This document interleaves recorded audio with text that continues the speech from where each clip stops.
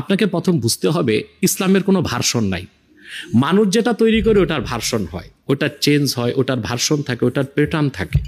যেমন গণতন্ত্র, এটা মানুষের তৈরি, এটা কিন্তু অনেক ভার্সনে এসেছে। যেমন গণতন্ত্রের প্রতিষ্ঠাতা হচ্ছে প্লেটো, আপনি জানেন সে গণতন্ত্রের উপর একটা বই লিখেছে দ্য রিপাবলিকান।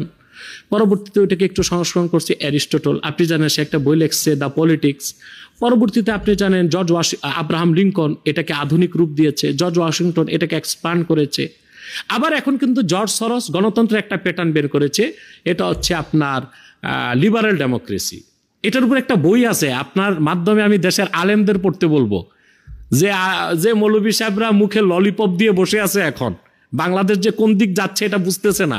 বইটা বাংলাদেশের কোনো বাজারে নাই, একটা কপি আমার লাইব্রেরিতে আছে, আমি পিডিএফ থেকে তাদের নামাতে বলবো। এটা হচ্ছে Islam, secularism and liberal democracy, written by Nader Hashmi.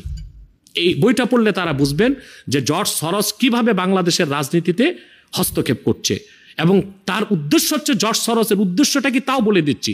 সেটা হচ্ছে, আপনি জানেন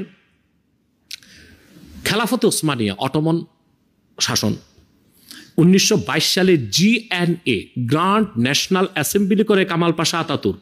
কামাল পাশার মা ছিল ইহুদি, এটা আপনি হয়তো বা জানেন না, এজন্য সে ইসলাম বিদ্বেষী ছিল। সে GNA গ্র্যান্ড ন্যাশনাল অ্যাসেম্বলি করে আইন করলো যে তুরস্কে আর কখনো শরিয়া আইন হবে না। পরবর্তীতে জামালউদ্দিন আফগানি প্যান ইসলামিজমের একটা ধারণা আনলো। পরবর্তীতে অনেকে আবার চাইলো যে বাংলাদেশ আমরা ইসলামী রাষ্ট্র চাই, তবে ডেমোক্রেসির মাধ্যমে। এটা ছিল পশ্চিমাদের একটা সফলতা, যে মুসলমানদেরকে খেলাফার কনসেপ্ট থেকে সরাই দিয়েছিল। তো এদেশের মানুষ খুব খুশি হয়ে গেল, ঠিক আছে খেলাফা পদ্ধতি না থাক সমস্যা কি, ইসলামী শরিয়া রাষ্ট্র তো হবে। কিন্তু আমরা আগ থেকেই বুঝি যে ডেমোক্রেসির বলয়তে ঢুকে কখনো শরিয়া রাষ্ট্র হতে পারে না। তো এখন বাংলাদেশে অনেকগুলো দলই ইসলামী রাজনীতির ব্যানারে আন্দোলন করেছে যে আমরা ইসলামী রাষ্ট্র চাই, তবে ডেমোক্রেসির মাধ্যমে। এখন হচ্ছে জর্জ সরসের চক্রান্ত, বাংলাদেশে আর কেউ ইসলামী রাষ্ট্র চাইতে পারবে না, সে কল্যাণ রাষ্ট্র চাইবে। অর্থাৎ জর্জ সরসের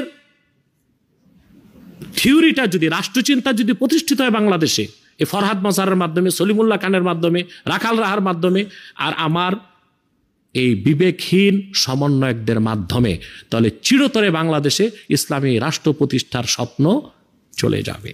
অর্থাৎ আপনাকে কল্যাণ রাষ্ট্রের কনসেপ্টে আসতে হবে, ইসলামী রাষ্ট্র প্রতিষ্ঠার আর কোনো চিন্তাই করা যাবে না। অর্থাৎ ইসলামী রাজনীতি ও ইসলামী রাষ্ট্র প্রতিষ্ঠিত হওয়ার যে কর্মসূচি বাংলাদেশে চলছে, এটা বন্ধ করার জন্যই জর্জ সরসের এই প্ল্যান বাংলাদেশে।